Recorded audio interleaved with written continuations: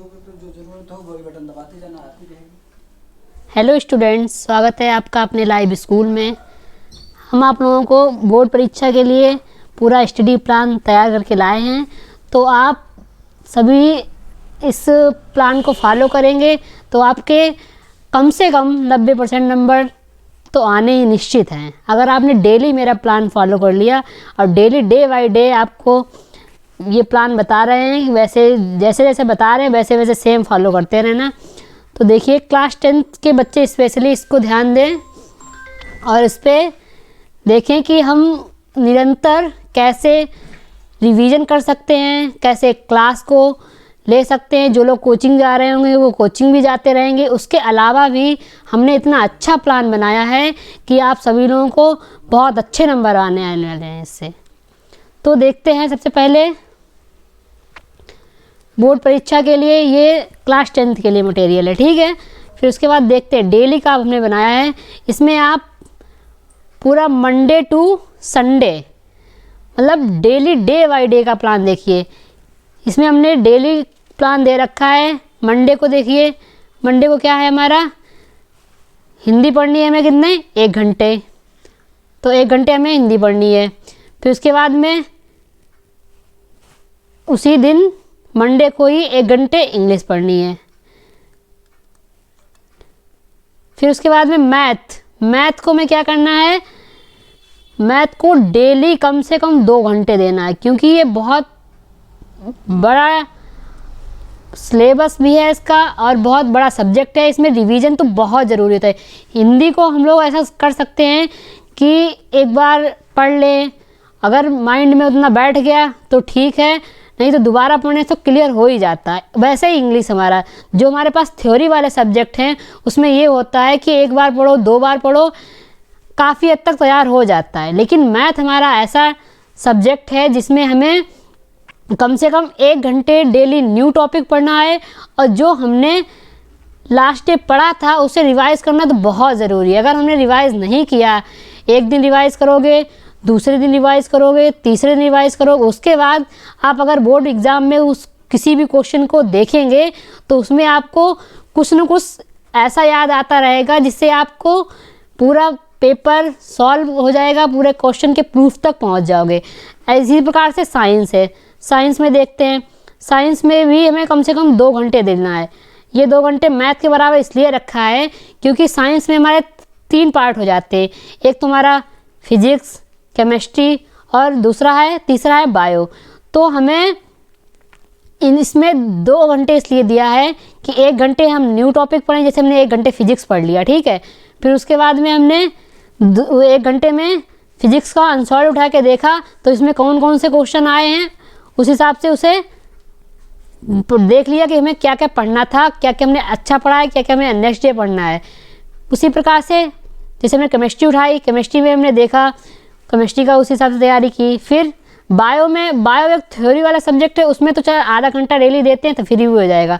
तो कम से कम ऐसा करते हैं कि 2 घंटे में तीनों सब्जेक्ट को थोड़े थोड़े मतलब तीनों पार्ट थोड़े थोड़े टाइम देकर डिवाइड कर लेते हैं। फिर आ जाए सोशल साइंस।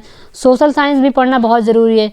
अगर हमने सोशल साइंस नहीं पढ़ा तो हमारे नंबर बहुत कम आएंगे, क्योंकि ये भी थ्योरी वाला सब्जेक्ट है। इसमें भी लिखने से ज़्यादा नंबर मिलते हैं, तो इसे भी 1 घंटा दिया। तो थ्योरी वाले तीनों सब्जेक्ट हमारे पास जो हैं, हिंदी, इंग्लिश और सोशल साइंस, उन्हें हम क्या करते हैं, 1-1 घंटे पढ़ते हैं। और मैथ और साइंस को रेगुलर हमें 2 घंटे देना है। ऐसा नहीं सोच रहे हो कि हम ये कोचिंग वाला टाइम या फिर स्कूल वाला टाइम ऐड कर लेंगे तो हमारे ये 7 घंटे हो गए। ऐसा बिल्कुल नहीं है। ये हमने घर में पढ़ने के लिए या स्टडी करने के लिए, या मतलब बोलेंगे इसे सेल्फ स्टडी के लिए इतना हमने टाइम दिया है। अगर आप इसे रेगुलर फॉलो करेंगे तो आपके 90% नंबर कहीं नहीं गए। चाहे आप लिख लें, आज से 24 तारीख से हमारा टाइम टेबल अगर फॉलो करेंगे बोर्ड एग्ज़ाम के उस दिन तक, और आपको बेहतर तैयारी मिलेगी। अपनी खुद में समझ में आने लगेगा कि हम किस टाइम में, इतने कम टाइम में क्या क्या पढ़ लिए हैं, क्या क्या तैयार कर लिए हैं। अब आ जाते हैं, लास्ट सब्जेक्ट हमारा है जो ड्राइंग। इसमें ड्राइंग में आर्ट में हम लोग क्या करेंगे, ये डेली हर संडे को, संडे हमारे पास इस महीने में संडे हमारे पास कितने बचे हैं, एक ही बचा है, तो इसी महीने में पहले फॉलो करके देख लो। इसमें अगर हम देखेंगे कि 29 तारीख को 2 घंटे कम से कम ड्राइंग बनाएंगे, इसमें 2 डायग्राम होते हैं। तो 2 डायग्राम, एक हमारे पास आलेखन वाला आता है और 2 वैसे ड्रॉ पेंसिल वाले आते हैं। तो उसमें ड्राइंग में आलेखन तो हमें हर संडे को बनाना ही है। हर संडे को एक ड्राइंग मतलब एक आलेखन बनाएंगे, उसे कलर कर लेंगे। फिर संडे को और तो सब टाइम टेबल अलग से दे रखा है, लेकिन ये संडे को ड्राइंग तो डेली से 2 से 3 घंटे 4 घंटे जितना भी टाइम ड्राइंग को देंगे, संडे को ज़्यादा टाइम देंगे, क्योंकि ये अलग से उसे पढ़ना नहीं। और ड्राइंग में भी बहुत अच्छे नंबर आते हैं जब हमारे सारे सब्जेक्ट में, मतलब 6 सब्जेक्ट जो हमारे पास हैं, सब में अगर अच्छे नंबर आएँ तभी हमारी परसेंटेज अच्छी होती है। ये सोचो कि हम सिर्फ मैथ पढ़ते रहेंगे, सिर्फ साइंस पढ़ते रहेंगे या सिर्फ इंग्लिश पढ़ते रहेंगे, एक सब्जेक्ट को पकड़ के बैठेंगे, कभी भी परसेंटेज अच्छी नहीं होने वाली है। तो ये मंडे का टाइम टेबल से आपको समझ में आ गया। अब आ जाते हैं ट्यूसडे में। ट्यूसडे में भी सेम पैटर्न फॉलो करना है। 1 घंटे हिंदी पढ़ना है, 1 घंटे इंग्लिश पढ़ना है, 2 घंटे क्या पढ़ना है, मैथ पढ़ना। मैथ को जैसे बताया था वैसे ही सेम। फिर 2 घंटे सोशल साइंस, 1 घंटे हमारी 2 घंटे साइंस, 1 घंटे हमारी सोशल साइंस। फिर ड्राइंग पे आएंगे तो ड्राइंग हमारी कब के लिए है, सिर्फ संडे के लिए। और संडे में मिस नहीं होनी चाहिए। ऐसा नहीं सोच लेते हैं कि आज संडे है, आज चलो हम मैच खेलते हैं, क्रिकेट खेलते हैं या फिर कुछ और खेलते हैं, आज नहीं पढ़ते हैं। अब बोर्ड परीक्षा तक हमें सोच लेना है कि बोर्ड परीक्षा हमारी आ गई है, अब हमें ना कुछ ज़्यादा खेल पे ध्यान देना है, ना अदर किसी भी काम पे ध्यान देना है। सबसे ज़्यादा हमारे लिए क्या ज़रूरी है, पढ़ाई ज़रूरी है। तो मंडे ट्यूसडे उसी प्रकार से, वेडनेसडे में भी सेम पैटर्न रखा है। फिर आ जाते हैं थर्सडे में भी सेम पैटर्न है, सेम जो बताया था, 1 घंटे 2 घंटे 2 घंटे। फिर फ्राइडे में भी सेम वैसे ही, फ्राइडे में भी सेम है, सैटरडे में भी सेम है। अब आ जाते हैं संडे में। संडे में देखिए हिंदी को कितना टाइम देना, 2 घंटे। ये 2 घंटे इसलिए रखा है, इस दिन हिंदी का अनसॉल्व सॉल्व करना है, ठीक है। संडे को हिंदी का अनसॉल्व सॉल्व किया, और हिंदी का अनसॉल्व सॉल्व करने के बाद में इसमें हमें क्या समझ में आता है कि इतने जो भी हमने 6 दिनों में पढ़ा है, इसमें हमें एक अनसॉल्व उठाते हैं तो उसमें से हमने कितना क्या नहीं कवर किया है, उस पर ध्यान देना है। क्या नहीं कवर किया, उस पर हमें ध्यान देना है। फिर उसके बाद में जैसे कि दूसरा संडे, अब इस दिन हमने हिंदी का सॉल्व कर लिया, नेक्स्ट डे हमने, अब आज हमने जैसे हिंदी का सुबह सॉल्व कर लिया, फिर हम सोचते हैं कि इंग्लिश का भी करना चाहिए, तो इंग्लिश का एक दिन शाम में कर लिया, संडे को ही शाम में कर लिया। तो एक संडे में ड्राइंग करना है और 2 कोई अनसॉल्व को सॉल्व करना है, जो प्रीवियस ईयर के पेपर होते हैं उन्हें सॉल्व करना है। तो हमारा पैटर्न समझ में आ गया होगा, मंडे से लेकर मंडे टू संडे पूरा पैटर्न समझ में आ गया। अब देखते हैं क्या करना है।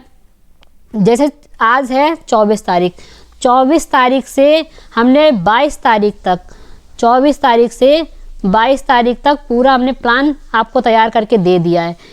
जो हमने अभी टाइम टेबल बताया था, ये टाइम टेबल है, ये पूरे कितने दिन, पूरे 30 दिन तक फॉलो करना है। 30 दिन में कितने संडे पड़ेंगे, एक तो हमारा पड़ेगा 29 तारीख को, 29 तारीख को पड़ेगा। अब फिर उसके बाद में पड़ेगा हमारा 5 तारीख को, उसके बाद हमारा पड़ेगा 12 तारीख को, फिर हमारा पड़ेगा 19 तारीख को। तो देखिए इस 30 दिन में हमारे पास 4 संडे पड़े। 4 संडे में कितने अनसॉल्व पेपर हो गए, एक संडे को 2, एक संडे को 2, तो कुल मिला के हमारे पास 8 अनसॉल्व ऐसे हो गए सिर्फ संडे को। ऐसा नहीं है कि हम और नहीं अनसॉल्व सॉल्व करेंगे, वो तो हमें डेली देखना ही है, जो जो हम पढ़ रहे हैं टॉपिक उस पर ध्यान देना है, उसे अनसॉल्व सॉल्व करना ही है। लेकिन ये 4 दिनों में 2-2 अनसॉल्व हर संडे को सॉल्व करने हैं। उसी प्रकार से 24 को कोई अनसॉल्व उठा के देखा, उसमें से क्या हमारा हो रहा है टॉपिक, क्या नहीं हमें पता है, क्या पता है, जो नहीं समझ में आ रहा है उसे ही जो टाइम टेबल बनाया था 1 घंटे 2 घंटे, जैसे कि हमने उठाया मैथ का अनसॉल्व उठाया। इसमें हमने देखा कि कोई टॉपिक जो हमसे नहीं हो रहा है तो उसे 2 घंटे बैठ के तैयार करना है, फिर उसे अनसॉल्व सॉल्व करना है। सबसे पहले चैप्टर बाय चैप्टर करते रहो, फिर उसके बाद में टोटल एक अनसॉल्व लेके बैठो, पूरा रिवाइज करो या उसे स्टडी करो, उसे पढ़ो सही से।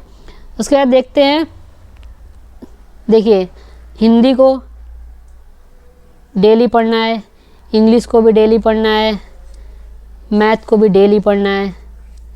फिर आ जाती है साइंस, साइंस को डेली पढ़ना है, सोशल साइंस को डेली पढ़ना है। 5 सब्जेक्ट को डेली पढ़ना है, इसमें से एक भी सब्जेक्ट मिस नहीं होना चाहिए।